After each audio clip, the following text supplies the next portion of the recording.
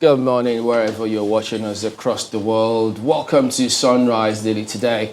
I'm Chamberlain. So beautiful Thursday morning from here in Lagos. I'm Kayode Kikere. Back to beautiful? Yeah. What happened to bright? It's bright and beautiful. It's good.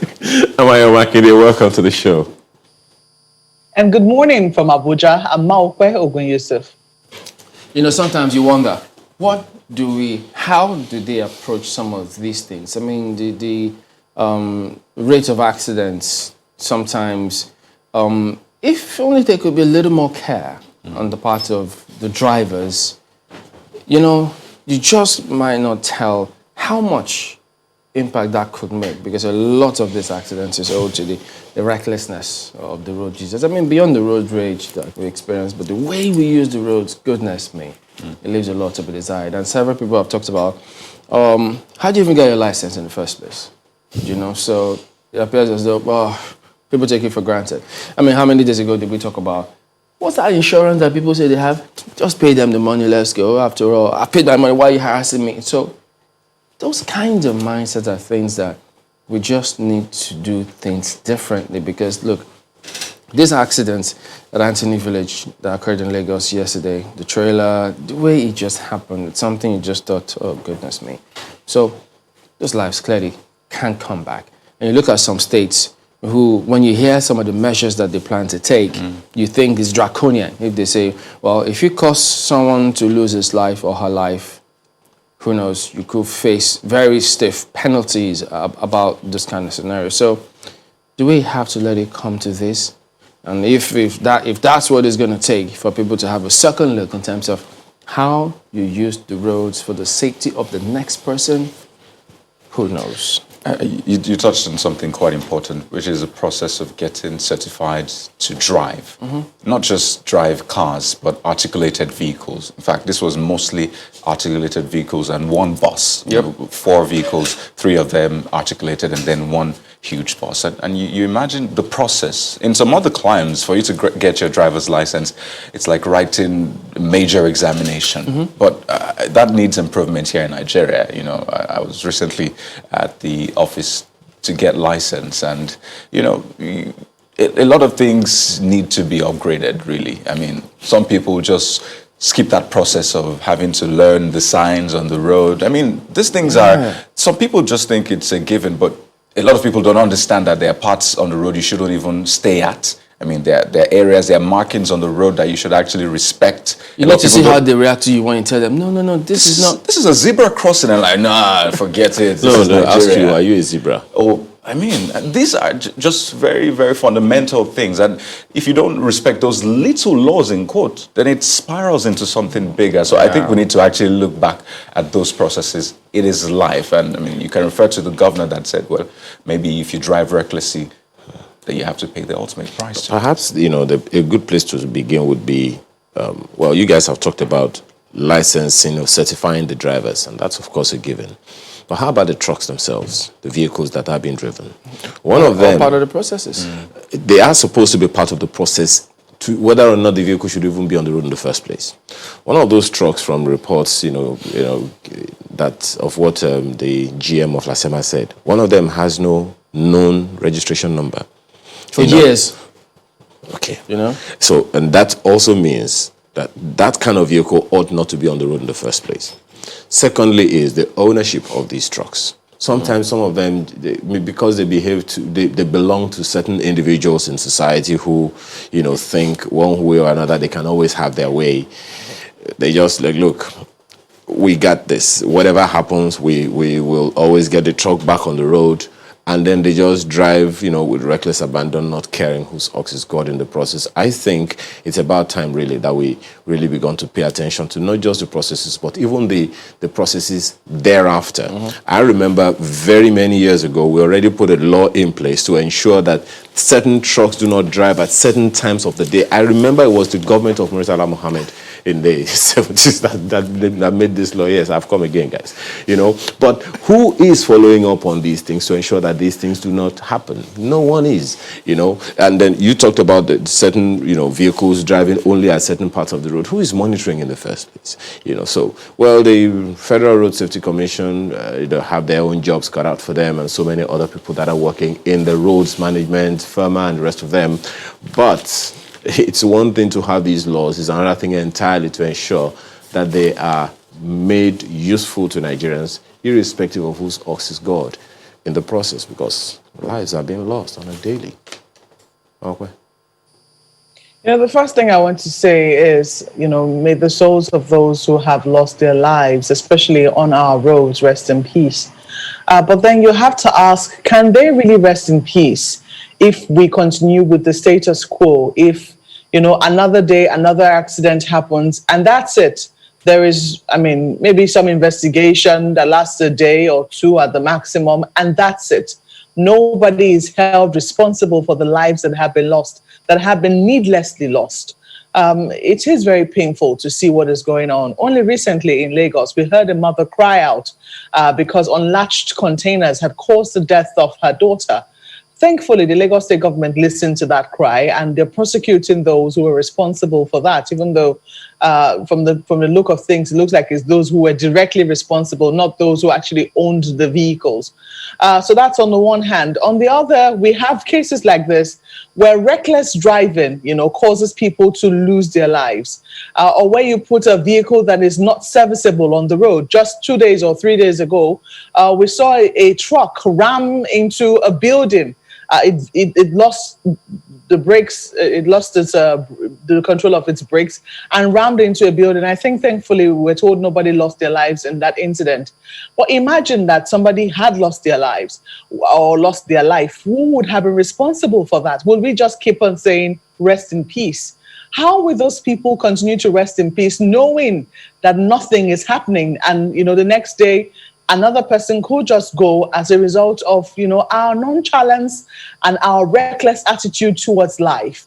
And so, just a few days ago, when the governor of Zamfara State, I believe it was, said, that he would prescribe or support the death penalty for reckless driving. And I did say on this program, that is a measure that I would support. Only a few days ago, I had to go to the hospital for a regular checkup. And the manner in which some people were driving, you would say these people are out to ensure other people lose their lives on the road. There is no thought for other people while they drive. And there are people who are just like that. And I think that people need to put more thought into the fact that when you are behind a steering wheel, it's a matter of life and death. For a lot of people, if you do not concentrate or if you do not spare a thought for other road users. How we're going to get this message across and how we're going to ensure that more and more people pay attention to the lives of other people while they're on the road will stem from the action we'll take when situations like this happen. What is going to happen after now? What is going to happen in this incident? Is anybody going to be held responsible for this? That is the big question for me. It is only when we begin to take those measures that perhaps we can begin to say, well, we did all we could. And maybe the souls of those who have lost their lives here can truly rest in peace.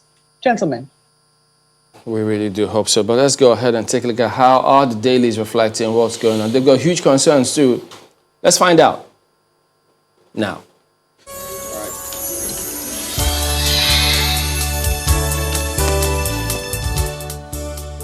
All right, welcome back. Let's run you through some of the dailies. We'll start with the Nigerian Tribune. Look at what they lead with. Outrage over fuel price hike. Ex-depot pump price fixed at 147 naira 67 kobo. Southwest Ipman directs members to sell at 162 naira. Father of all crisis imminent. NLC. Price increase callous. Cruel. Sorry. Right. PDP. Sometimes you wonder, hey, who put hand on my mouth to make that come out? All right, well, you also see operators ready to jack up seaport haulage rates. APC, NWC justifies increase in fuel price, electricity tariff. Seriously? Okay, so there you go. Yeah, it is the big one here. You remember when, I mean, everybody sees these things every day. If tomorrow they announce, okay, no, it's going to be 100 naira per liter, it takes them ages to adjust to it. But this is just a couple of hours. And already, look at that. Ipman direct members to sell at 162 naira. Can you beat that? Well, I hear Ipman is saying, well, no, we're still monitoring. We didn't tell anybody to do Oh, that. really? But when you get to the fuel station today, what you gonna find? Let's know what you find, really. There you go. So, that's a big one right here. And remember yesterday we was about electricity tariff. Oh, yeah. And look at what they follow up with here today. Electricity Consumers Group threatens to sue NEC over tariff increments. NBA remains one indivisible entity. Akpata, Northern lawyers dissociate selves from new NBA. So things just keep unfolding thick and fast. So that's what you find right there, but so many other perspectives in several other papers. So that will be it for Tribune this morning. Well, take a look at the Vanguard newspaper, the big story. Rage, uncertainty as petrol price rises to 162 naira per liter. But the writers really, they tell different stories. PPMC hikes depot price from 138 to 151. Ipman orders members to sell at 162 naira per liter. Did this say no? We're still looking at it. Clearly, Look at it. Ipman needs to let us know. Are you saying we're watching the situation or they should increase the price? Let us know. You see, PDP rejects new price. Reps ask PPMC to halt price hike. I warned. Fayose speaks on new petrol price. Nigerians must resist it. JAF, Serap Kako called for immediate reversal. Reverse hike in 48 hours. Nance, and that's not all. There are more riders. It's insensitive. ASU, CSOs reject new price. APC defends fuel price hike. Says product now available nationwide. That's right. What was it? It wasn't available nationwide before? Or what? Well, one wonders. I know that is. Okay. Well, it's a lot, really. And you see this one, looming recession will be severe.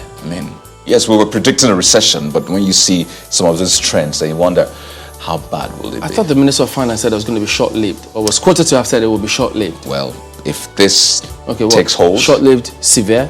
you need to Severe, find a balance. It's a lot, really. A lot of Nigerians are Is there wondering going just to be how a much cushion more? for people? Will people have some cushion in all of What happened these? 50 years? Okay, sorry. Well, you mean 100 years ago? No, people There are must have actually, been a recession after the pandemic at that time as well. but it's just a lot, really. But it's on the front page of the Vanguard, really, and continues on page 5. It's a lot. It's a lot. And you see this one right on top of the nameplate. Robbers raid MKO Abiola's house as family narrates ordeal. Says we were tortured, harassed. I hear investigations are ongoing, but you find that on page 11. I'm trying to look for some good news, really, on the front page. Let me try to skim. Well, you see the picture, really, of Nigeria's Speaker, the House of Representatives, on diplomatic meeting in Ghana. So, yeah, that's quite cheery. We're looking forward to the outcome of that one. At least good to see that they're taking steps. yes, We're yes. hoping that they sort it out, really. And, So at least there's some good news on the front page, and you see Oshiomhole Obaseki's conflict gives me sleepless nights about Benin. Tells them to stop violence and emulate Jonathan. Quite instructive words there. It was good to see them embrace each other. We really do hope that would spill over to the elections and the aftermath, because we want peaceful elections. Quite a lot really for you on the front page. There's also Mr. and Mrs., but I'll let you do that. But quickly, sports page. I'm sure, an update on Barca's, messy business. You see, Barcelona vowed to take Messi to court. Barca president could go to prison if he sells Messi. Well, Martinez rejects Barca move due to Messi saga. There's a breakdown right there for you. But let's give you an update on Nigerian players. Osimhen starts Syria campaign against Parma. Eagles to play Cote d'Ivoire, Tunisia in Austria. You find out more on Vanguard Sports this morning. New Telegraph leads, of course, with the same big story on the fuel price hike. NLC man kicks. NLC man kick as fuel price hits 161 naira per litre. Pretty sure even that would be depending on which fuel stations you're buying from and what part of Nigeria. Sometimes that also plays a factor. PPMC hikes PMS ex-depot price to 151 naira 56 kobo per litre. Labour, many workers already distressed. OPS says new pump price inimical to businesses. PDP rejects cost as APC justifies increments. That story is on page 3. You know, between these two parties, when the positions were reversed in 2011, we all know what happened. You know, and you probably need to go check that out. And the reaction all over the nation was all like it was synchronized. Like everyone knew to was the going to Occupy happen. Nigeria Yes. protest in 2012. Oh yeah. I mean, a lot of people have been referring to that now and saying, well, this is what happened when this happened 50 years ago? No. Less than 50 years ago. 8 years ago, right? Yeah. You know, Okay. so what's going to happen now? Is the federal government or the authorities, you know, concerned, are they going to interface with Nigerians to tell us why this is going on? Even though we know that they said, you know, that the fuel subsidy has been removed. But Is they that don't want to why this is know. They happening? don't want to see it go up. Well, I don't know, but because you remember the NNPC MD when we had that conversation with him, he said, "Look, this is likely to happen as the And then also did say, petrol listen, price. look, if it keeps going up at this rate, of course, there's a limit. If people have it up to here, then they have to push back. Because transport costs will increase, food prices are increasing everything already. will Electricity increase accordingly. costs, Yeah, the tariffs is going up. cost already increased, Come on. and who knows if that one is also going to remain as is, or you know. So that one is already giving a lot of pressure. Add that to the headline above the nameplate. NBS says Nigeria records 1.8 trillion naira Q2 trade deficit. How that also plays on the economy and of course trickles down to the masses is another thing you want to look at. Import-export components to fall to 6.24 trillion naira. DMO, how COVID-19 triggered more borrowing. Find that story on page 8 of the paper this morning. Right under the nameplate, beg your pardon, the picture you see there, FEC approves $3.1 billion for customs automation project.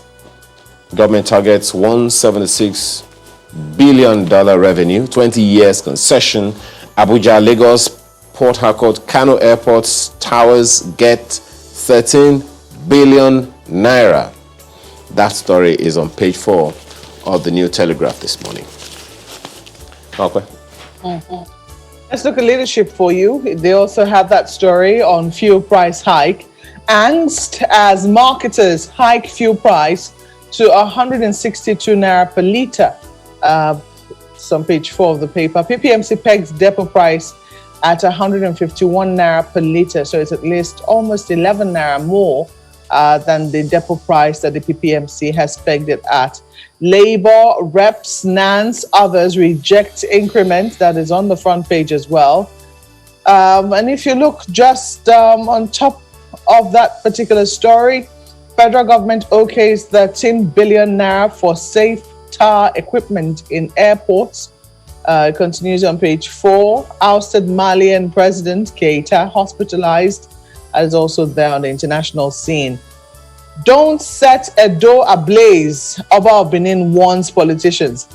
Well, it was quite a sight yesterday saying the gubernatorial, as the papers like to use that word, the gubernatorial candidates and their backers at the Palace of the Oba yesterday, listening to pretty stern words from the Benin monarch. You see there, meet Obaseki, Oshomole, Izeyamu over governorship poll. It's on page 7 of the paper.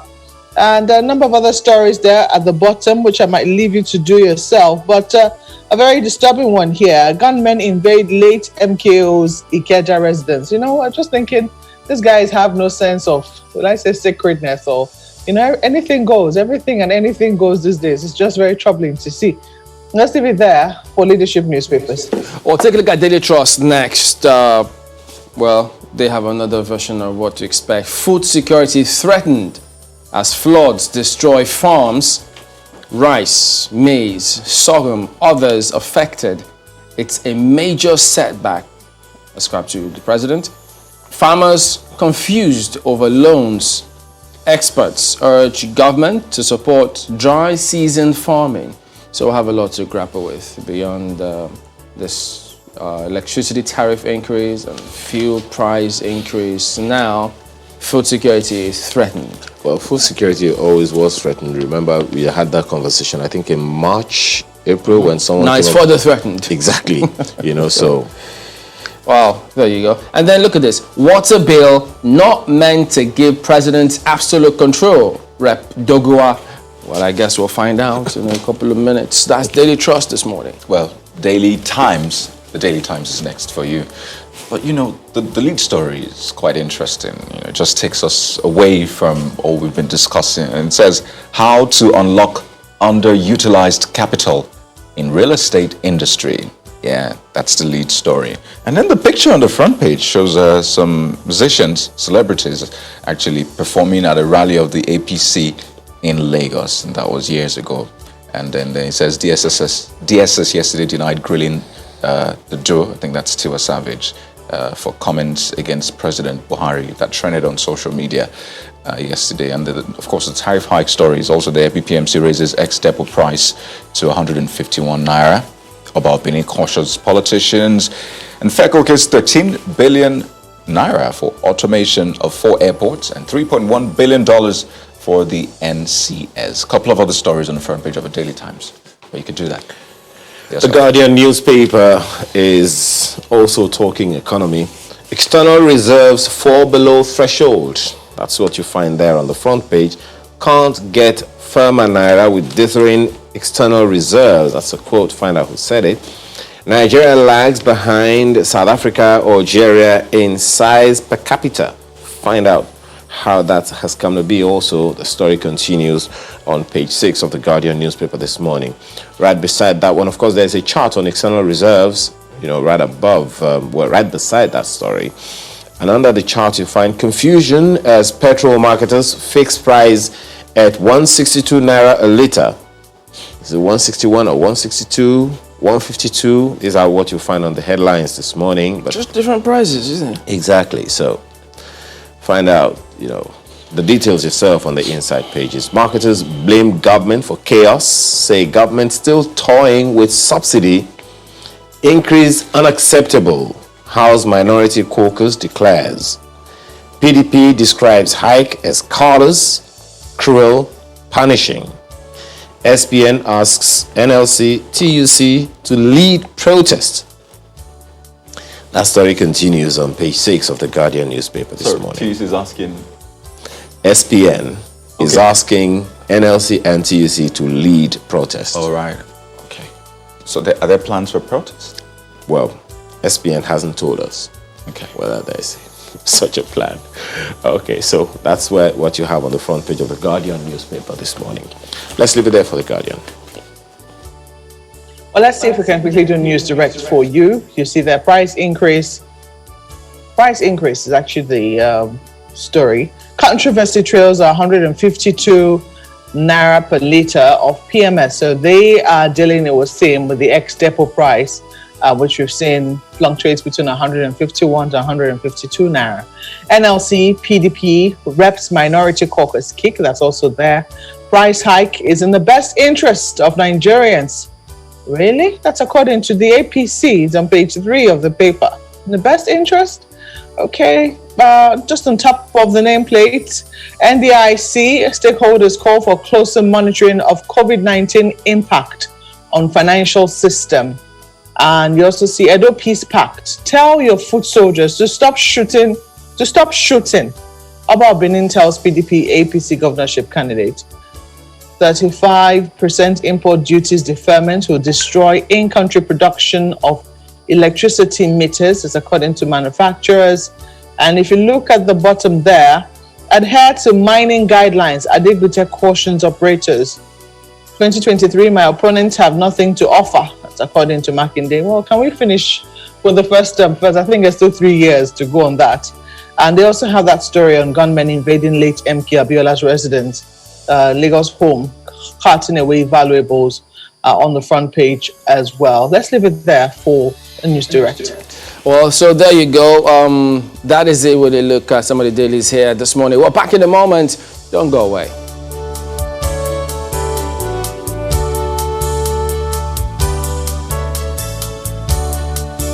You go and bring a water bill at the back door.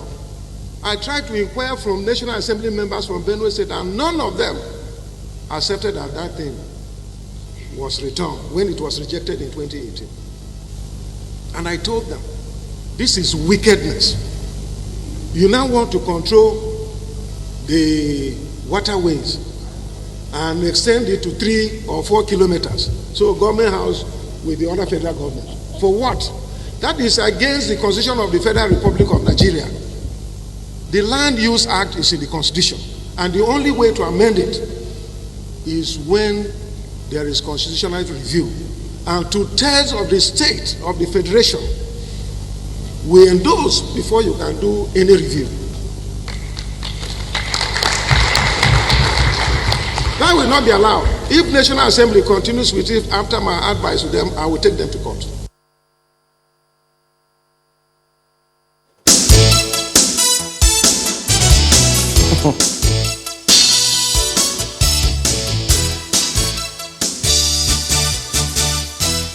What are the contents of this water resources bill in any case? So if we could take a look at just some of those provisions that are being considered at the moment before the House and the House Committee, which I understand is headed by Honorable Sochi. So some of them, Section National Water Resources Bill, Section 1, talking about objectives of the Act, it says, 1.1 says to ensure that the nation's water resources are protected, used, developed, conserved, managed, and controlled in ways which take into account, amongst other factors, A, citizens' right of access to clean water and sanitation, B, meeting the basic human needs of present and future generations, C, promoting equitable and affordable access to water and reducing poverty. Now, if you could just go up to, right up to 3. Okay, there we are, ready. Nice one, guys. Look at 1.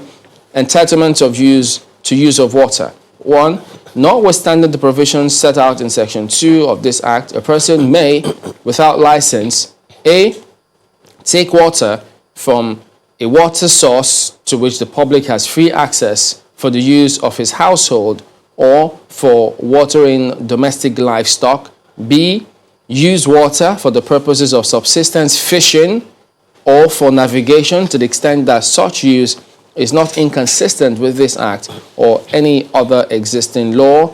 And C, where a statutory or customary right of occupancy to any land exists, take or use water without charge from the underground water source, or if abutting the bank of any water course from the water, for reasonable household use, watering livestock, and for personal irrigation, not commercial purposes. So those are some of the clauses of this National Water Resources Bill, which is being considered. So to weigh in on this subject matter and a lot more as we progress, we've got 2 gentlemen joining us from our studios in Abuja. Honorable Nkem Abonta is the former Chairman House Committee on Public Petition. And then sitting right beside him is Honorable Bernard Miko, who is a former member of the House of Representatives. He was there from 1999 up until 2003. Gentlemen, thank you both for joining us today on the program. Good morning. Let me start with you, Honorable Abonta. We've seen excerpts from Honorable Dogowa's comments. Says that, look, contrary to the much widely held belief, this bill was not smuggled to the House of Representatives. He says that it went through normal processes and is now before one of the House committees. Is that the case? Oh, well, I will not join issues with the leader of the House, but our rules is specific and clear. Our rules permit such bill to be reintroduced upon specific gazetting and circulation of a clean copy, if it must be treated as bills coming from the preceding assembly and to be argued here, there could be some mistakes or procedural error, which I think we will take care of. That should not necessarily be the thing, but my worry is, again, why the speed? If he says we met all, I am made to understand from our research that the bill was committed to a committee of the whole house that day, and the same hour, the consideration of clause by clause we are done. I mean, the essence of committing bill to a committee or a committee of the whole house and circulate a clean copy is to enable them look at it at their convenience, study it properly, and then come at the clause by clause voting, where is the actual legislation. So if you talk about smuggling, I may not take the word smuggling, but the truth is the total proper procedures as contained in our rule was not adhered to. But not to say that it is grievous enough to say the House smuggled it or not. But the House will manage the affairs and look at it again and have a second look at the contents of it, since it was rushed. And most persons were not there or had not seen the clean gazetted copy or circulated before we took that clause by clause consideration. Be that as may, the House will also employ our in-house mechanism to look and readdress anything, if any. Right. So I mean, a lot of people are still thinking, what is meant to be the process? So yes, this bill was introduced in the previous House, and I mean, we hear it got to the third reading, but it wasn't passed eventually for different reasons. But right now, a lot of people are saying that, well, in fact, members in the House are saying it should still follow that same process. But it appears as though the person who introduced the bill or reintroduced the bill says, well, it has been done in the former House, so there's no need to go through that process again. So, Honorable Diko, if you can just weigh in on this. What is meant to be the process, Honorable Miko? Well, let me say this. You see, when bills are introduced in the House and they didn't go through in the next assembly, I think the bill ordinarily should lapse. But you can see that in this very bill, the objective of the bill is what I am concerned about. If the bill is to protect the water areas or the littoral states, I think the bill would never do that, because if you look at the Land Use Act of Land Use Decree of 1978, it has never protected anywhere, where most of the land were taken from the indigenes or from the natives and given to state and federal government. Go and look at the Sambisa forest. Has anybody been protected there? Also look at the Lake Chad basin. Have they protecting anybody with the acquisition of the water? But the processes, as I understand, the National Assembly can regulate itself. They can set aside some of the rules and abridge the process and do whatever they like. But it is not more about processes in this bill. It is about the livelihood of people. The objective of the bill is what is major concern to particular people from the Niger Delta. Because if you look at Section 162 of the Constitution, in revenue allocation to the states, it clearly says that it is land mass. So if you use land mass as a generic for sea volume, then you understand that we are going into contradictions. And this contradiction will not only fare well, will not only be the worst for people from the littoral state, it will affect food production as it has done in 1978, when this Land Use Act was issued. Over 8,000 hectares of arable land was denied because people don't farm. And our mainstay at that time was agriculture. And look at the massive importation that has led us to where we are today. These are the concerns that worry me as somebody from area where, from a littoral state. Right. If we could just go through that bill, I mean, clause by clause, maybe not all the clauses because, I mean, that would take days to go through. But you see, section 2 that says public trusteeship of water says that all surface water and groundwater, wherever it occurs, is a resource common to all people, the use of which is subject to statutory control. And it goes on to say there shall be no private ownership of water, but the right to use water in accordance with the provisions of this act. A couple of people have issues, in fact, a lot of people have issues with this part, saying, so does that mean that I don't have right to my water, in quote? Is this part a concern to you? Let's begin with this one. Yes, the Constitution guarantees a private ownership of properties. So I don't know whether this bill is coming as an amendment to the 1999 Constitution or where it's coming from. So, but you can tell that there is no way they can control resources like water in littoral states where people live on the water.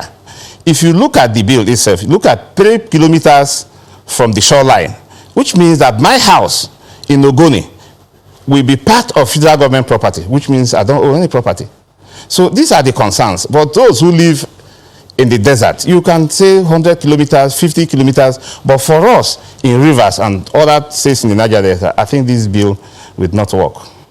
Honorable Abonta, so for Honorable Miko, this is beyond just water. It is also about land. But part 3 of that section says that the right to use, management and control of all surface water and groundwater affecting more than one state, and goes on, is vested in the government of the Federation to be exercised in accordance with the provisions of this act. And it goes on and on up to the end of the act. And one wonders, this particular bill passed through first, second, third reading at the previous house, and well, it was not passed, and a lot of people are saying, well, it was because there were some issues between the legislature and the executive that it would normally have been passed, so there should be no issue. And one wonders, if this contains contentious parts, why did he go through that whole process at the previous house?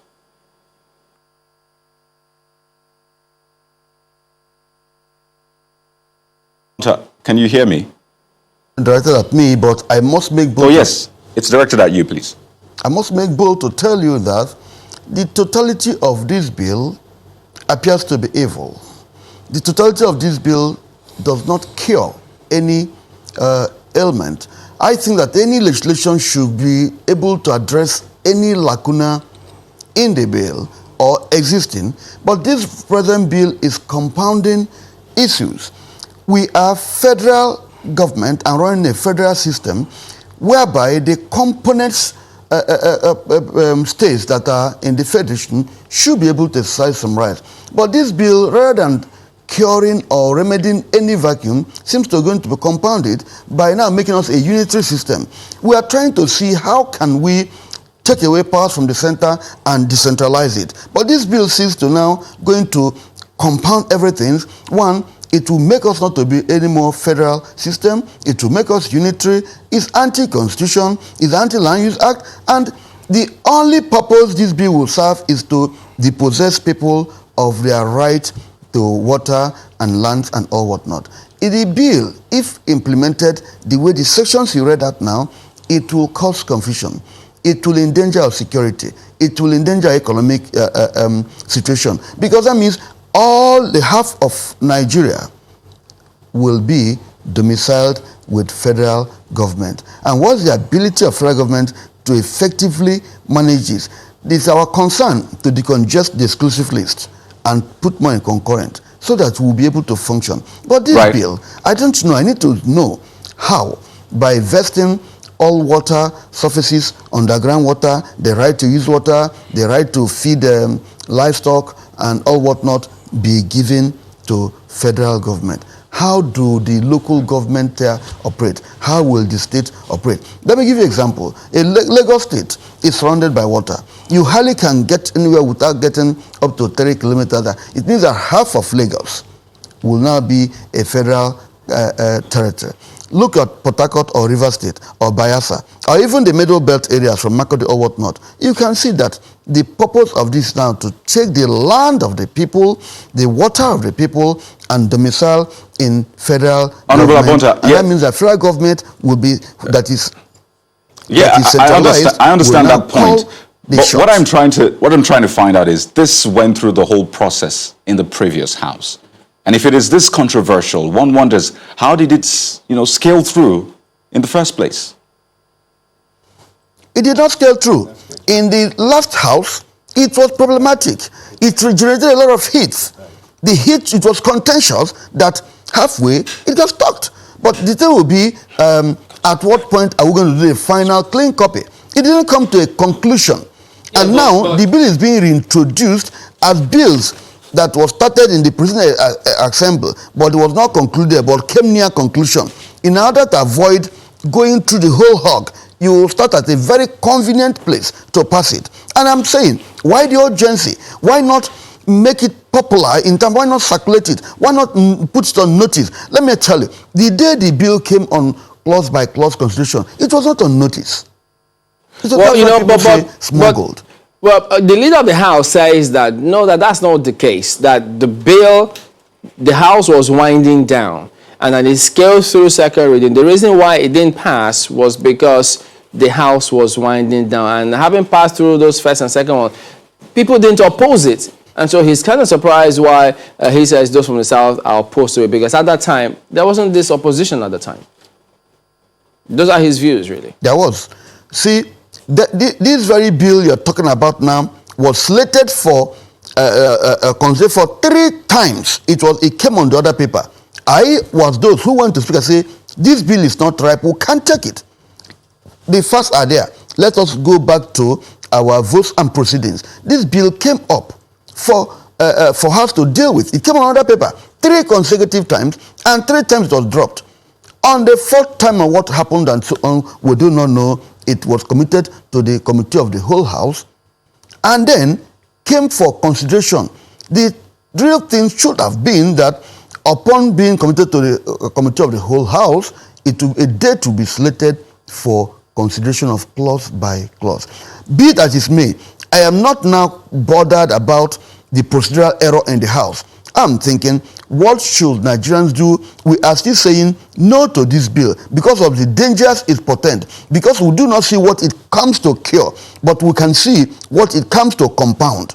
Therefore, this bill should terminate and aborted at this point in time. Going further, will take Nigeria to a unitary system of government. Going further, will make everybody a tenant or not having any right to what we used to have before. Going further will mean Land Use Act being amended. Going further will mean Constitution is no longer operative. If the Constitution is our grand norm, therefore, there are procedures for alteration of constitutions, and we must follow, because this bill amounts to alteration of constitution. That's okay. simple. Let me take this. We cannot use bill. Permit me to take this back to Honorable Miko. You were supporting this bill initially, and I wonder, a number of people will be asking you, what's the essence of this bill? Because if you remember, the Federal Ministry of Water Resources was pulled from the Ministry of Agriculture and is responsible for water allocation between states, and among other reasons. There are at least 12 river basin development agencies in Nigeria, development authorities in Nigeria, and there are 36 state water agencies for urban water supply, among so many other issues. We already have the Nigeria Hydrological Society Services Agency since 2010, who is also operating in the water, surface and groundwater space. So one wonders then, what's the essence of the bill when we already have all these agencies and authorities working in that same space? Let me clear the fact. When you said I supported this bill, I have never supported this bill from any time, not as a Rivers man. Because if you look at the UNEP report, I'm from Ogoni, if you look at the UNEP report states clearly the level of contamination of both surface and underground water in the Niger Delta zone, to the extent that it is no longer safe to live there. So what is the federal government doing? To protect, because from what you were reading in the bill, they said that it was to protect the water, both surface and underground water. The one in Niger Delta, looking at the NEP, have they ever done anything to clean up the area or to protect any water, any drinkable, any edible water from the area. This is one. The second point I want you to know is about the procedure which you mentioned. In the first place, we operate a bicameral legislature. So if the 8th Assembly was winding down and they couldn't have a concurrence on a particular bill from the upper chamber, and it winds down, which means that bill has died a natural death. So if they are coming back in the 9th Assembly, they would have initiated from first reading, second reading, committee of the whole, clause by clause, and it will be advertised during public hearing. This were not done. They just lashed on the difficulties of the previous assembly to smuggle in a particular bill to see how they can punish the people of the littoral states. That is my take on that. Okay, well, let's get to, let's switch now, because there's another subject matter that was also of concern to the public when they heard or read that the members of the National Assembly, both the Senate and the House of Reps, had received, what is it, 20 million naira each for Senate, 15 million naira each for the members of the House, for COVID-19, and then it wasn't actually clear what was going on about this entire matter. So, Honorable Abonta, when you read those articles and those reports, is it really true what was reported out there? I was very, very shocked when I read that the National Assembly, senators and House got 20 or 15 or 10 million for COVID-19 and so on. And I wondered, when was that done, how, where, through what means? Honestly, it's completely false. This morning, I was shown a retraction from the man they said that said so. He claimed he never made such a statement. And let me tell you, from which subhead, from where, how did I get the money? It's practically, or let me say, it never existed. It's not to my knowledge. Nobody known to me or me got any palliative or otherwise from NDDC and so on. I mean, to 10 million naira or 20 million naira per member times 109 or committee, I don't know how. It's not true. It's not true. I can say that it was never factual. So what do you think? Say, like I also called the speaker. Yeah, just a minute. What do you think the point is then? Is he saying that? Is he saying that, well, if the National Assembly approves such funds for themselves, why should they cry wolf if the NDDC does same? Could that be the intention? That would be wickedness for anybody to legislate or approve such by any means. I mean, palliatives. Who needed the palliatives? Our constituents or us or how? It never came. And I said, I put these questions to the speaker, say, this is what is on the please, can we get to the root and find out how come this happened and all whatnot? And then I was told of a retraction from the man they said it. One was sent to my phone that he claimed he never said so. But I said, we should call the media or the outfit through which that was broadcasted or made to them to tell us how he got it. Because don't be surprised. If it's a rumor, there could be element of truth or one word or the other. But to me, I do not think he should come and substantiate. It's not a thing now we can again sweep under the carpet. No, I will, upon our resumption, insist that we get to know what is the actual fact. But the man is saying, no, I never made such a thing. He was also embarrassed to read such a thing. But we need to clear the air by going to the details and doing it publicly. Romiko, what do you think of this whole thing?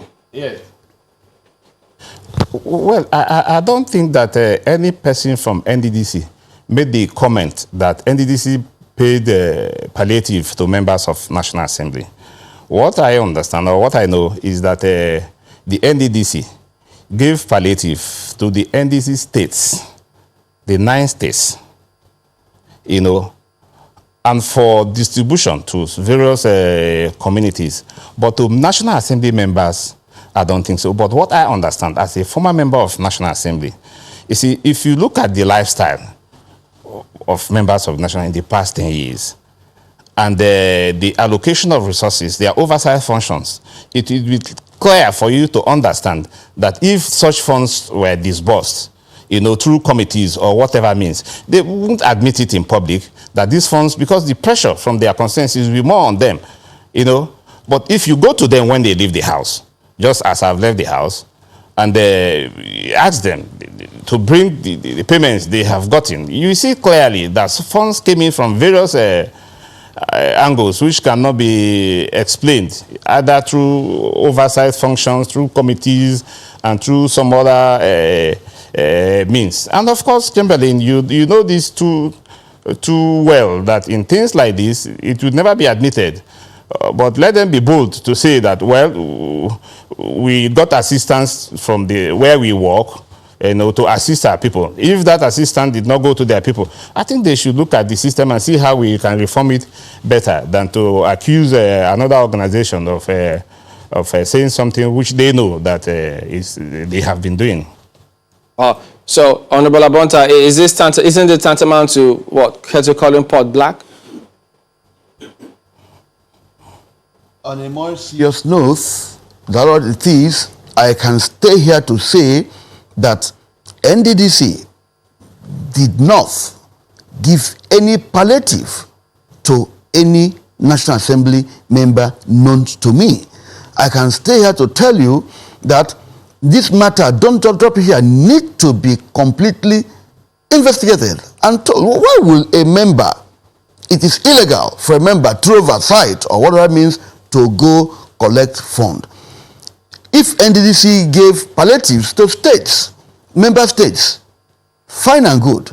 We were not involved in it, not even in distribution or recommending those to be given. Do not forget, the NDDC matter had been on and on. At what point in time did they bring the 20 million? Was it through bank account? Was it cash? Or how? Through who?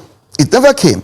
And like I said, I told Mr. Speaker that, look, this matter must be brought to public for us to know. You see, NDDC is very topical for us. It's been under contention. It's been there also. We must do everything now to bring the fruitfulness of that commission to the people. If a legislator could get 10 million naira from NDDC per person, then what fund is left for them to run the place? That would be wickedness, I maintain. That would be evil, I maintain. I do not think it happened. It's not a matter of admitting in public or not admitting in public. It never happened. Nobody, no member. I'm a member of NDC committee from the time I joined the house. They've never shared any palliative to us. It's not so. It has never happened.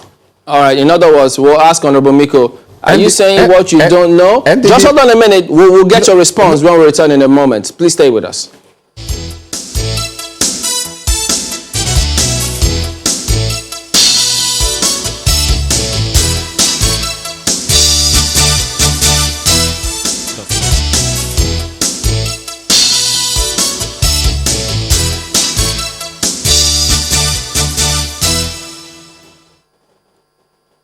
Honorable Miko, please go ahead. What was your point exactly? What I'm saying is that the NDDC did not say that they made 20 million or any amount of money available to members of National Assembly. What we said, what the NDDC said, is that the 9 states benefited from the COVID-19 palliatives, and that some members, some communities which belong to members of National Assembly must have in the process. But for them to say that they didn't have, just like the federal government did, federal government provided a minimum of 30,000 as palliatives to people who got it all over the country. We believe that the National Assembly too also got such palliatives at various amount of money. But if such has been brought to public knowledge, and they are now saying that we didn't get that because of pressures from their constituents, we understand. But we didn't accuse them. But they should go, let them do a forensic of the National Assembly and see who got what, from what time to what time. It is not our position to begin to investigate that. After all, they represent us. So we are not quarreling with National Assembly over this COVID issue. I was looking at the report from Amnesty. I saw the same thing.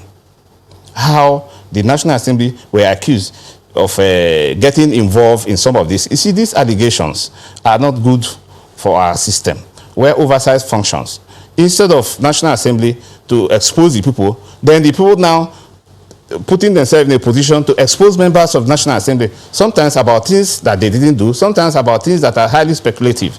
So, Chamberlain, for me, this issue of saying that they are accused of 20 million, I don't think is the issue. The issue, if I understand you, is that if some members, albeit member states, got that COVID allowance, why should they raise an eyebrow if NDDC has allocation for COVID allowance? Is that your point? You know, the point I'm making is that the NDDC did not make any money available to members of National Assembly. They made money available to the NDDC states. And if any member of National Assembly was in a position to benefit from there as an indigent of those states, I think this is that point I cannot I cannot say, because they are members of they are indigents of the state. But what I can say categorically is that no funds was made available to National Assembly. Yeah, I get that point. But I thought you equally said that some of those got some allocation, but from member states. So if they are members of the House or National Assembly who are from member states, they got. That's what you're saying, isn't it? Look, what I'm saying is that the communities where some of these senators and members of House of Reps come from got support from NDDC in respect of this COVID palliative. And I can name some of these communities. You know, them, please. I'm not saying that these things were given because they were given to the senators or the members of House of Reps. Could you help the public? What communities are those? All over Niger Delta. All the communities in the Niger Delta. In the first place, 300 million was given to a few states, the frontline states. Then 100 million was given to other states in the Niger Delta. That I do know. And some relief materials was also divided among the communities using a standard for which it was set by the NDDC management. Will you tell me that in those communities, members of National Assembly don't come from those communities? Well, Honorable, can you...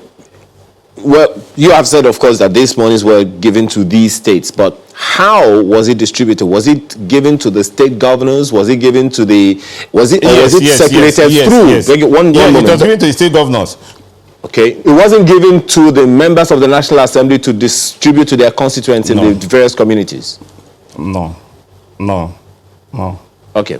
Honorable Abonta, well, this is not the first time. Okay, let me take this to Honorable Abonta. This is not the first time we're having comments from the NDDC about members of the National Assembly, giving them some pressure, asking them to, bring one form of money or another. If this continues and this allegation is also out there, how do we begin to even wash the National Assembly members clean, especially because it doesn't seem to be going anywhere? I am very, very shocked at what my co-panelist is saying this morning and the retraction he's also making here now. Honestly, no palliative in any form or shape through NDDC came to National Assembly members. Now he's saying money was given to governors. The governors come to share it to people and so on. For all intent and purposes, palliatives are not supposed to come to the class of National Assembly members.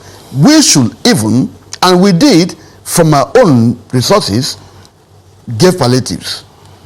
Now, when you accuse National Assembly members and it's not substantiated or concluded, it becomes to cast aspersions on us. NDDC severally said we made demands on them or this or that. They also say most of the contracts or projects are due to members. are given to members. And I may bold to claim to say we must distinguish between attracting projects and being the contractor for financial benefit. As a legislator, I have three basic functions: lawmaking, representation, and oversight, among other things. In lawmaking, I have to make the law like this water bill to see that good laws are made. I think we get that point. Pardon me, but what he is saying, look, 300 million and 100 million, are they considered as projects? They're not projects, are they? No. I'm not talking about that. I'm trying to say what he said, the allegation saying this, he said this, that. No, at all. We're not involved in that. I don't know about that. But in projects, for example, I have a right to say, I want so projects for my communities. But from what he has said, hijack projects, he's saying it on good authority. He's even, he was specific about the funds that were received. He said Niger Delta communities. Yes, that's his point. Means what? So, he said you should name the community where these palliatives were given and where members benefited. Because as far as I'm concerned, go ahead. Okay, hold on. No member went down there to benefit. Okay, hold on. Honorable Miko, go ahead. It's all fallacy. Chamberlain, from inception of NDDC to today, you know that over $40 billion has been expended on these 9 NDC states. And nothing on ground, not even a project of 1 million, not even in his constituency. So why is the oversight function of the members of National Assembly? Look at the NNPC. We know that NNPC has not even delivered. That's why you see that the fuel prices have been going up and down. So if this oversight function has been effective, at least we have a legacy project in the Niger Delta states, maybe a railway, power station, and all this. For you to hear the controversy that is being generated today, it means that the NDDC today is doing something differently from what it used to be. Otherwise, everybody would have been eating quietly and there will be no noise. So, Honorable Abota, that means, Honorable Abota, your constituency, being an NDDC state, from what he has said, must have benefited from this. But he says, look, there isn't even any project in your constituency, so what have you attracted? Through NDDC, I have attracted a lot of roads. I am from Okwafera constituency. If you go to Okwafera constituency, anywhere you see asphalted roads, there are more than 30 in number. They are done by only NDDC. None. No other agency had done any road in Okwafera constituency. I make bold to say, please investigate that. Through the instrumental NDDC, we've got water projects, we've got road projects, and all water. Even though we don't get enough, we're shortchanged. And every day, I shout and cry. If you look at all the projects in Abia that NDDC did, they're fantastic. They're marvelous. We're even asking them to do more so we can get our real quota. I make that demand. I use Abia as an example. I can even name some of routes here done by NDDC. Honorable Abonta, that's noted. That's noted. At least now we know that your constituency is benefiting from the NDDC, according to you. But let me, Honorable Miko, is it possible for the NDDC to give these monies that you talked about to the state governors without members of the National Assembly being aware of it? It's possible because there was a stakeholders meeting between the governors. There's a governing council, comprising the state governors, and they met and they said, look, give us this money and we'll administer it. And that is exactly what happened. Coming to the 30 roads in Ukwa East or Ukwa West, I acknowledge that NDC have done a lot, but what we are saying, the standards which have been applied in those communities or on those projects is not sustainable because they don't last more than a year or two. Looking at the amount of money, put into them. That is what we are saying. So they get contracts that does not last. They just whitewash the roads, and after 1 or 2 years, in fact, sometimes not even up to 6 months, and they wash away. You see, and that is what the present NDDC wants to correct. They want to put up projects that will, stand the test of time. Okay. And we're Honorable- having distractions.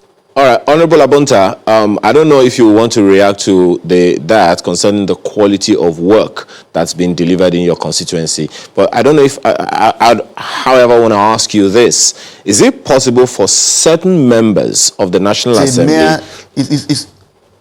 Okay, go ahead. What they are doing is a mere distraction from the facts. These people who do the projects, supervision, approval are NDDC engineers, not members. However, members do oversight and look at what is being done and how. They are not engineers. Moment, when you say, Honorable Abonta, when you say there are distractions, who is distracting who? From what? One, National Assembly came out to say we are trying to find out what happened between so-so period and so-so period. It generated a lot of heat, of which you participated, you covered. It generated a lot of heat. That heat is still ongoing. Now, for anybody to come to say members do washy jobs, are members the contractors? That is not true. Also oversight those projects, Honorable Abonta. Honorable Abonta, you are supposed to oversight those projects, oversight the quality of the work that is done, not just that the jobs are done, but that they are done to good enough quality that will last the test of time. That's his point. And I make bold to tell you that in various oversights, because I've been in NDDC for the past 10, 12 years in the committee, for all those oversights we had, the jobs are quality jobs. The problem we have is abandonment and going to sites. That's what we had always shouted in our oversights. Not in most cases in quality. Is abandonment of sites or not going to sites. And we've raised several queries in various oversight functions. That is what I can tell you. The problem can never be, had never been, the quality of jobs. And you should also know, doing a road or whatever in the riverine area, it is of great difficulty. The terrain is difficult. But even at that, it is fine to get you a bill of quantity, the engineers to supervise it. We were even shocked to know that they lack the manpower. Several had said, employ more engineers, because you will have one engineer to various contractors. Let me ask you a question. Why are they using consultants to supervise and approve their roads? We said no. These consultants may not be. Give us NDDC staff engineers so we can hold them accountable. We're winding down now. Consultants some big money. So let Honorable Miko respond as we wind down. You see, he has been in the committee for 10 years or more. And it is public knowledge that nothing substantial has been done by NDDC. Even the people say that the NDDC just acquired one equipment called the Smith hammer. If you test the cement to sand to cement ratio on the roads he's talking about that has been done, you see that nothing was there. And he also talked about abandonment of projects. Of course, more than 1,000 projects have been abandoned, even in his own state. And I don't know what the oversight they are doing. But however, this new NDDC, they want to make things work for the Nigerian people. And that is why the battle line has been drawn, that things should be done the way it has been done. And I'm happy that the Interim Management Committee of the NDDC, the Executive Director of Projects, the MD, they have stood their grounds, being supported by the Minister of Niger Delta, that things can go the same way. Because most of them were members of National Assembly and they understand clearly the antics and the problems that have been confronting the region. We'll have to wrap up at this point. Honorable Bernard Miko, former member of the House of Reps from 1999 up until 2003. And then we also do have Honorable Nkem Abonta, who is the former Chairman House Committee on Public Accounts. Gentlemen, thank you for your thoughts this morning. Thank you very much. Welcome. All right, let's move on now to this other subject matter. I mean, there's been some complain from poultry farmers over some directive from the CBN about importation. They talk about maize is affecting the output, and there is a hue and cry about what is going on. Well, to tell us what exactly is happening and why this is, we've got about Muftar Gbadamosi, who is the Olofa of Ofa, and he is also a poultry farmer. Good morning, sir, and thank you for joining us today on the program. What is the concern about how is that decision, and tell us which specific decision is affecting the poultry farming sector? Morning, Chamberlain. The burden of maize, to be specific, it come at a very wrong time because as at the time the maize was banned, we're just coming out of the effect of the COVID-19, trying to put our hearts together before we heard of the ban on the maize. And we wrote a letter to the Minister of Agri without any response. Then we forwarded another letter straight to the President. After the first letter to the President, then we had the CBN give some 4 companies license to import about 242,000 metric tons of maize, which that is just for their own consumption. Out of about 1.5 million tons that Poultry Association consume per annum. So that makes other poultry farmers to go and struggle with marketers in the market to get maize, thereby increasing the price of maize. Right now, from May to now, the cost of maize is about 170 to 180,000 naira per metric ton, as against the 90,000 as at April this year. You know, we'll still get into some of these issues, but what hits me first is the fact that we actually still import maize. And for a lot of people, they're thinking, isn't that something we have in abundance? So how did we get to this point where we actually have to import maize rather than look inwards and say, well, we can actually produce this?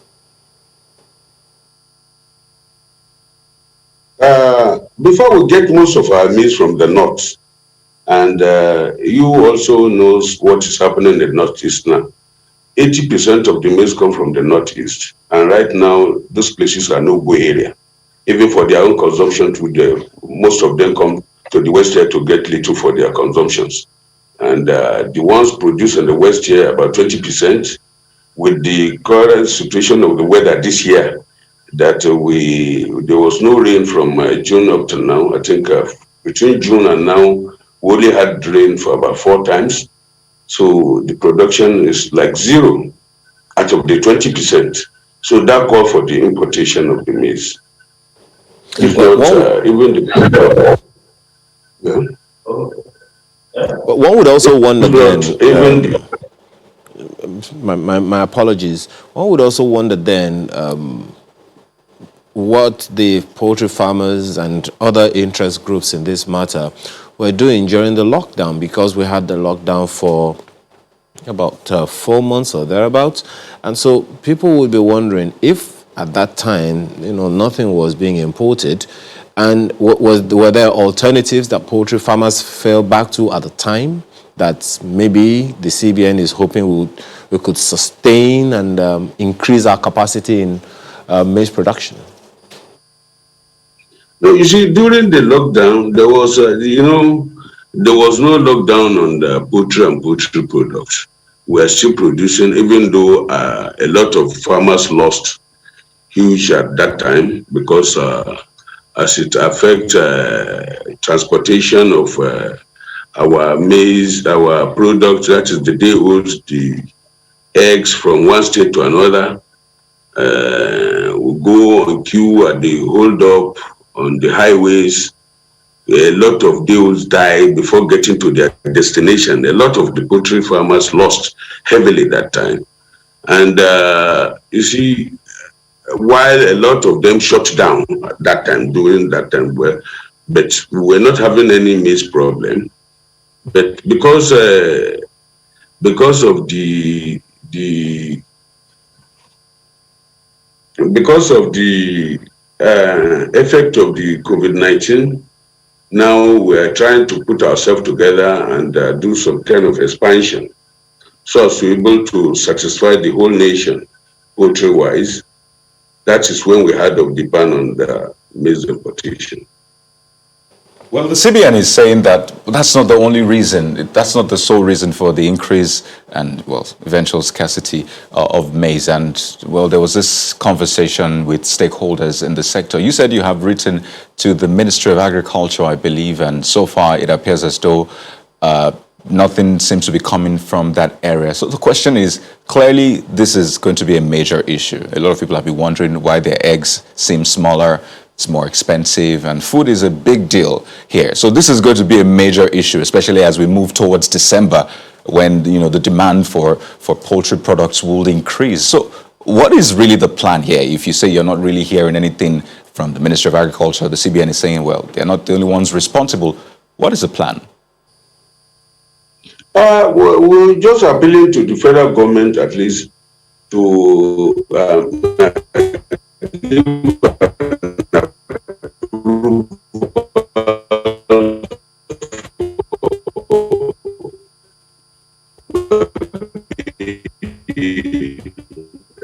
little more importation that will last us up till like January soon. And before, that's why we're asking for maybe like million tons that will last. If I may butt in quickly, pardon me, we missed the earlier part of your response. So if you can just recap, the network was acting up at that point.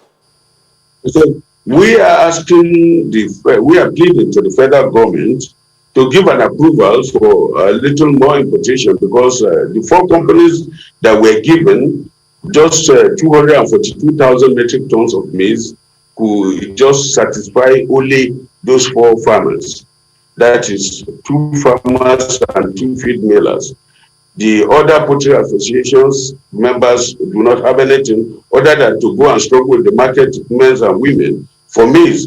And that is what is causing the hike in price, that is making it to go as far as 180,000. If the federal government could grant a lot more that will last us up till January, that will go a long way before the next harvest.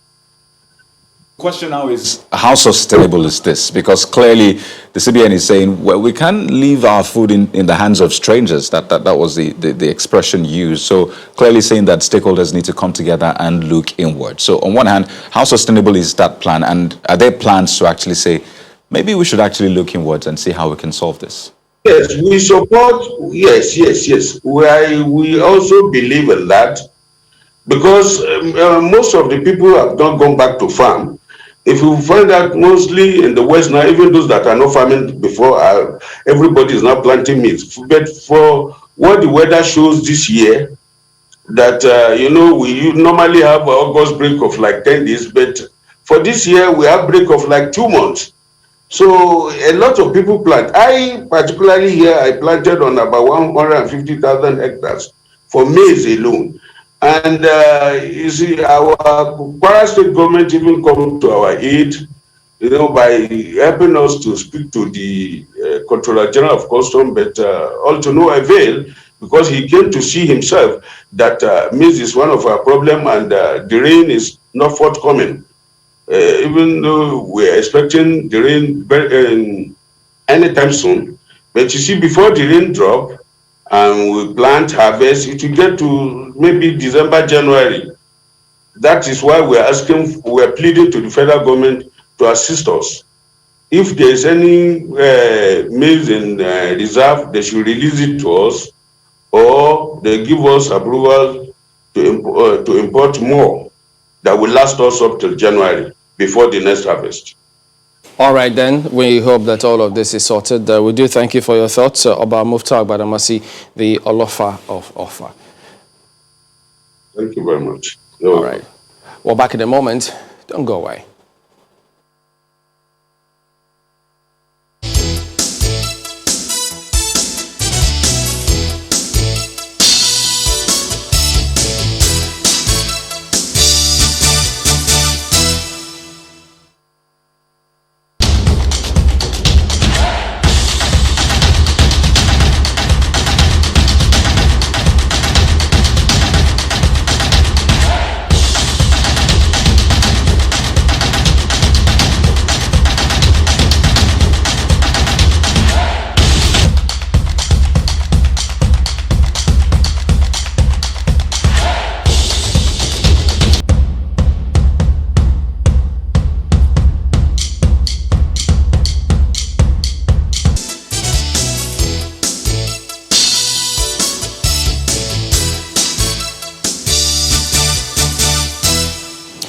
Welcome back. Well, now we are turning attention to another matter. We've got Her Excellency Katrina Lang, the British High Commissioner to Nigeria. She joins us via Zoom. Good morning and thank you for joining us today.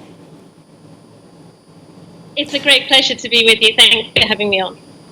All right, so talking about this merger between the Foreign and Commonwealth Office and Department for International Development, the DFID, into the Foreign, Commonwealth and Development Office.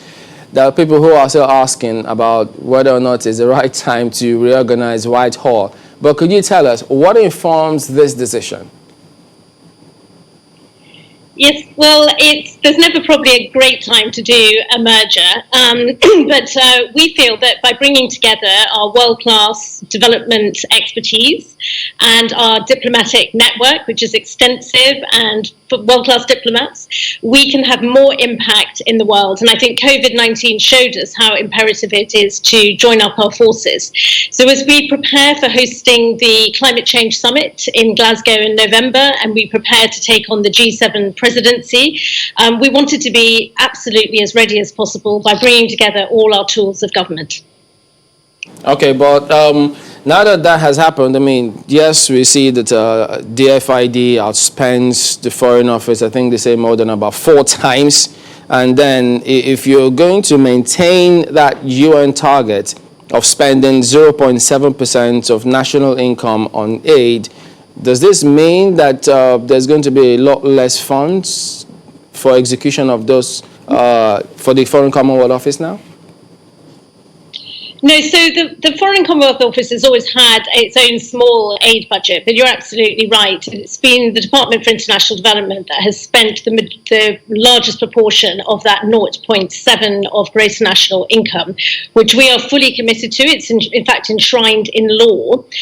So what will happen now is that the larger part of overseas development assistance will now join up with a proportion that the Foreign Office also already manages, and we'll be able to deploy it more effectively by looking across the totality of our interests to ensure that we've got the right balance. So, for example, in Nigeria, we spend money obviously on humanitarian support, but also on agriculture and on livelihoods, on climate change, supporting Nigeria prepare for climate change. And we'll ensure then that we're getting the very best bang for taxpayers' buck from that money, but also that we're doing the absolute best for Nigeria.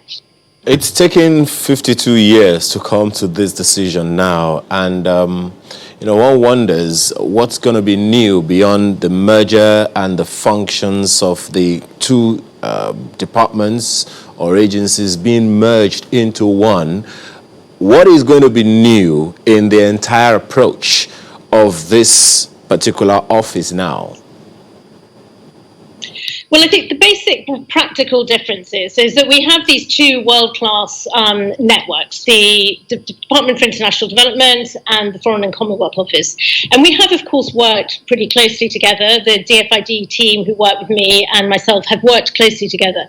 But we're now going to be fully integrated. So there will be absolutely no separation at all between us. So it means that we'll be able to develop a really united, integrated strategy and ensure that the totality of our resources are pulling completely in one direction.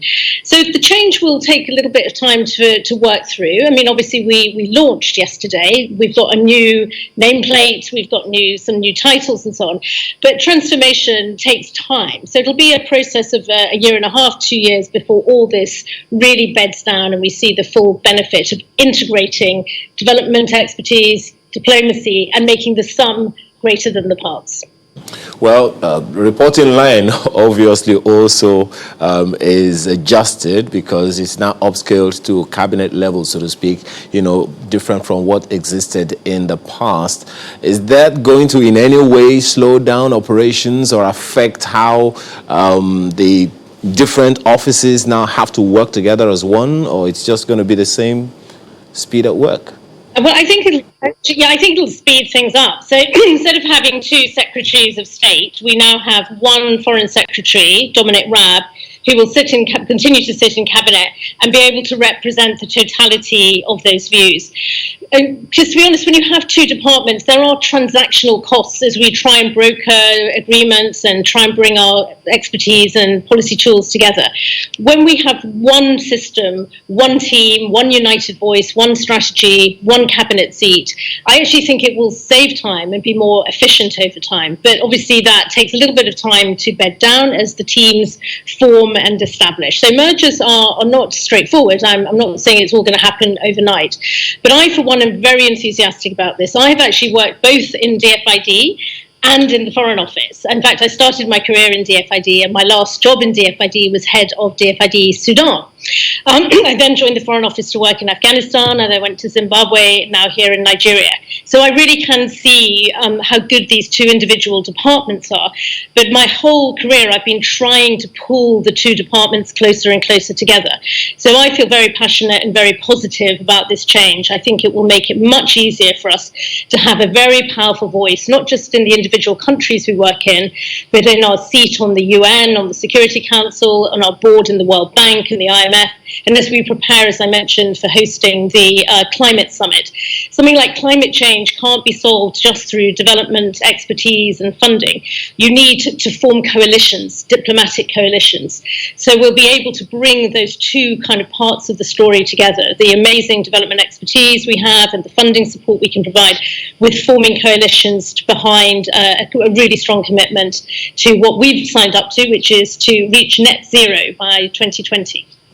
Right. So with this FCDO, as it is known now, I remember when the announcement was made, the purpose was set to ensure that UK's aids are spent in line with UK's priorities overseas. And that was quite specific. And I'm just wondering, so what will those priorities be? Will they be different from what happened in the past, or what? Well, I think there have been people who've suggested that this is about ensuring that we, for example, just pursue now a narrower definition of national interest around our commercial objectives, for example. I don't see that at all. The word we're using, that the Foreign Secretary has asked us to use, is Britain as a force for good. It's recognising that our national interests are only achieved if countries are stable and are growing. So what we'll be trying to do is, we have a range of interests, obviously. So, for example, in Nigeria, we want Nigeria to prosper economically, but we do want opportunities for British companies. So what we're looking for increasingly is the win-win, how we can achieve both of those objectives. And if there are any tensions in between objectives, we will iron them out, be very open about that, and then pull our totality of our effort behind those. So I don't see things fundamentally changing. I think we'll just be much more explicit now about what the objectives are and how the totality of our tools come behind those. So this would imply implicitly that it wasn't quite a win-win situation before now. Was it a win-lose or not win as much as you wanted to win situation, if you understand what I mean? Yeah, I do understand what you mean. I wouldn't say win-lose. I think it was just there was some low-hanging fruits that we were not able to seize on the win-wins because, Department for International Development would have its own business planning cycle, Foreign Office would have its own business planning cycle, and would be allocating resources to their individual objectives. So in the example I gave, Department for International Development obviously focusing on economic prosperity in Nigeria, and the Foreign Office more on creating opportunities for British companies. By explicitly bringing those objectives together, we can design our interventions in a way that do both, so we can achieve the win-win. So I don't think it was actually win-lose before, but there were just opportunities there that we weren't able to seize because we weren't as integrated as we now will be.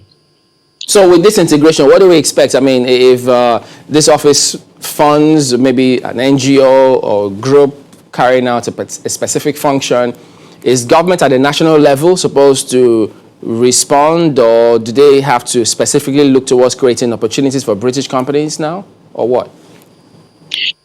No, it won't be any different. I mean, the other part of this story, of course, and I should have been clear about this, is we're working in absolutely lockstep in partnership with the government of Nigeria. That's why we're here. So as we join up internally more effectively, the whole purpose of that is to be a more effective partner for the government of Nigeria, to be clear and understand what the government of Nigeria's objectives are, to come behind those as much as we can, and indeed to try and leverage the wider wider international community, the other big players, the European Union, the United States, the United Nations, so that we're all ideally bringing all our tools together, and we can do our best to support the government of Nigeria. But we'll be very open and transparent about what our interests are. And, all countries have interests. There's no problem with that. And we'll be very clear and straight. We'll be clear what our offers are, and we'll be clear what our asks are in return from the government of Nigeria. So then, one wonders now, with all of that clear, how is the work of the FCDO going to be different, interfacing with development agencies in Nigeria, foreign and local, as well as, of course, NGOs, CSOs, and all of that? Is there any way in which the operations of the FCDO will change in their interface with these development agencies in Nigeria? Sorry, I lost you for a moment there because my network crashed. Sorry, could you repeat that question? No problem. Is there any way that the operations or activities of the FCDO going to be different in interfacing with CSOs and other development agencies in Nigeria hitherto? Yeah, with the civil society. No, I don't see any fundamental change there. So our development experts, the people who were previously in Department for International Development, will continue to engage with the range of fantastic civil society organisations that we work with.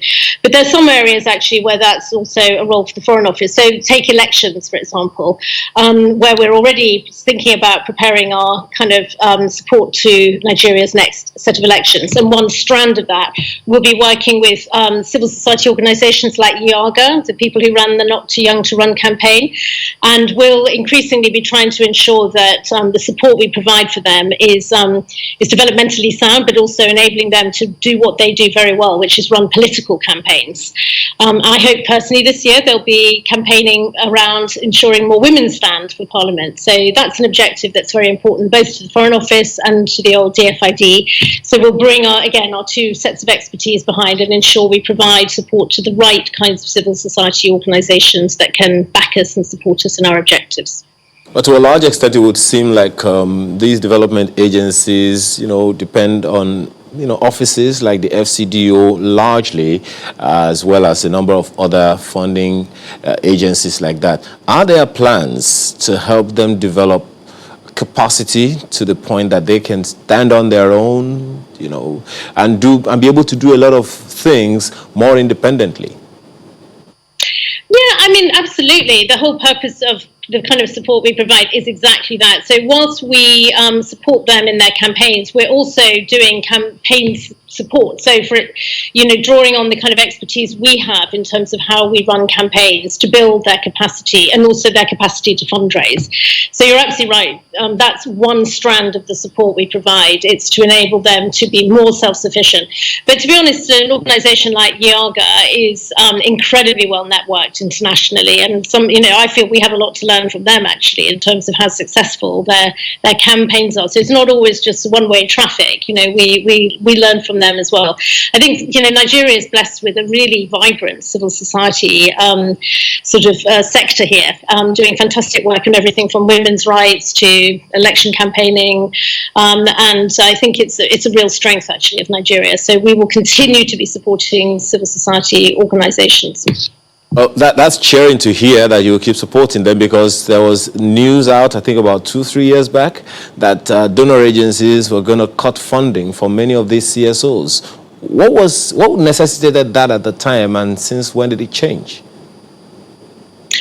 Well, of course, that was, to be honest, before my time. I've been here 2 years. I think there may be a couple of issues there. One is that because we're a very big donor here, in total we spend around £500 million. It's still small, obviously, in the context of Nigeria's economy, but as a donor we're very big.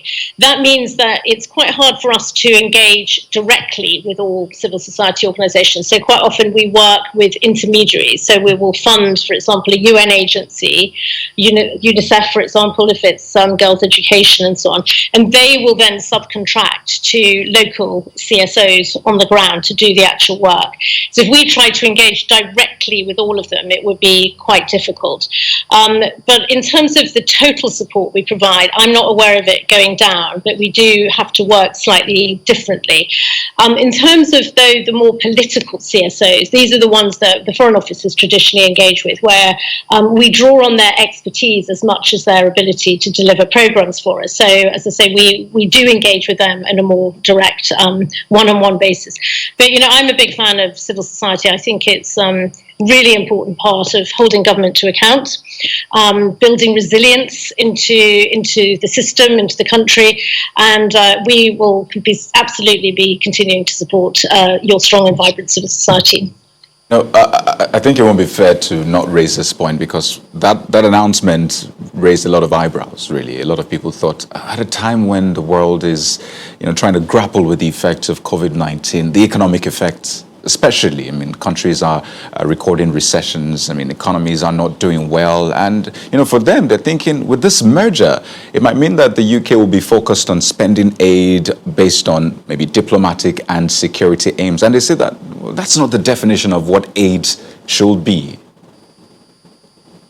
No, you're absolutely right. There's a very clear definition of what official development assistance is, and it is there to support the development of the country that we're working in. And as I said in the beginning, we've got a very clear legal commitment. It's enshrined in our law to spend 0.7 of our gross national income on official development assistance. What I should say, and it may be, I think you might have been referring to this, is that this year, because of COVID, our GNI, our gross national income, has crashed, along with your countries all over the world. We are suffering, and we're going into recession. So this challenge of managing ODA GNI 0.7 means that when the GNI goes down, the ODA also goes down. But that's a temporary factor, obviously related to this particular year. But the 0.7 commitment remains very clear and very strong. And in making some of the cuts we had to make this year, our ministers were absolutely clear that we had to protect the poor, we had to protect our response to COVID, we had to protect girls' education. So the really important development objectives were the priorities that ensured that we retained the ODA. And it's actually things like support around those win-wins I was talking about earlier. That's the kind of stuff we cut, rather than poverty-focused issues. So I think that clearly signals our government is serious. And one other thing I did want to flag is when we announced the formation of FCDO yesterday, the first announcement the Foreign Secretary made was 119 million more money to support humanitarian situation in countries like Yemen, and indeed in countries like northeast Nigeria, where, as you know, there's a really serious kind of humanitarian crisis. So more money is coming in, and we've just announced the appointment of a special envoy to deal with famine prevention and humanitarian affairs. Nick Dyer, who was previously the Permanent Secretary in DFID, is going to be our special envoy. So I think that really does underscore, I hope, how serious we are about putting development as the beating heart. That's what our Prime Minister says, the beating heart of our foreign policy. Let me see if I could just bring this in. Some people raised concerns about, visa applications that were submitted before lockdown. What will this conversation be without raising that, right? And for them, a lot of people want to go back to work, rejoin families, and they're wondering what would happen to those applications that were submitted before the lockdown. Yes, I'm going to apologise for this. We have faced some big challenges since COVID put restrictions on the visa application centres all over the world, actually. We have reopened the visa application centres both in Abuja and in Lagos, and I did a little video on the student visas specifically yesterday. So we are working through the backlog, but I know people are frustrated and feel that some of their visas have got stuck. We're very aware of that, and we are working through it. So I hope that people will see progress really accelerating in the next few weeks on that. But I do apologise for the delays, and I know how incredibly frustrating that must be, particularly for those who are under pressure to start their courses. For students, by the way, I should say that those who are struggling to also book their travel because of travel restrictions can start their courses online, and indeed many UK students are starting online without having secured what's called the Tier 4 visa. So they won't get behind. They can start, and we have extended the vignettes, the 30-day vignettes, to make them 90 days, so people have a bit more flexibility now as well. So hopefully that will help a little bit to help people adjust to this backlog, but we are working through it. Okay, now let me bring this in as we wind down. I mean, you must have heard that, the country is working towards community policing. And speaking about capacity development, I know DFID engages a lot with Nigerian police on that one. Now, given the way this step that we're taking about community policing, what is your thinking in terms of, all the work that you put in? DFID now is going to be FCDO. What do you expect moving forward about this?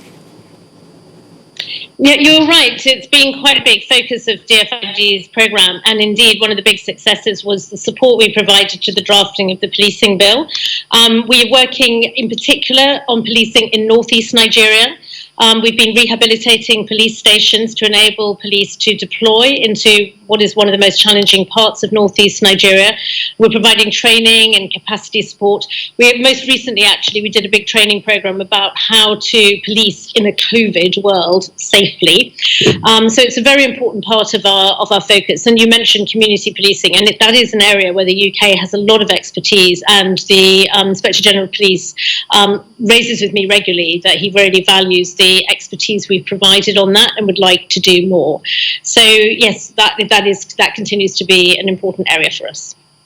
All right, then we do thank you for your thoughts this morning, Her Excellency Kashona Lang, British High Commissioner to Nigeria. And hey, that attire looks good on you, actually. Thank you so much. It's been such a pleasure to speak to you. All right, then we're back in a moment. Oh, might as well just go ahead. Let's go straight into the feedback coming through now. Which do we start with first? Oh, let's start with Professor Enayana's tweet, actually. And we've talked about a lot of things, but this one is about NDDC saying either PMB, by the way, that's President Muhammadu Buhari, scrap these agency, but I think this agency in particular, the NDDC, or attach it directly to a competent firm to source management staff that will effectively run this agency that has been turned to, what he says, cash cow for politicians. But don't sound like a bad guy this morning. Well, this black man says his name. Are you speaking Badon Joshua? No, come on.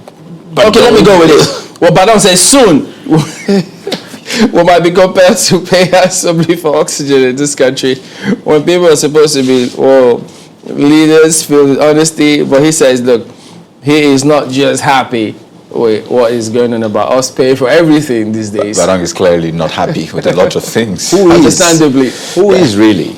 Well, okay, I guess black man still falls to me.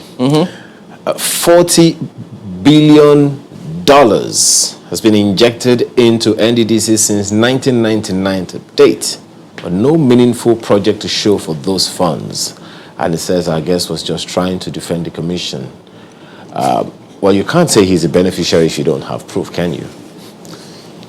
Okay, well, Mofasi, I hope I got that one right, says, with all the hikes in tariff and water and land use bill passed, clearly shows the intent of the FG.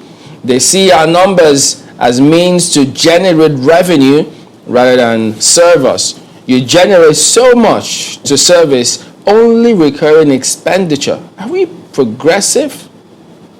Big question. Well, Chris from Warri sends in this mail.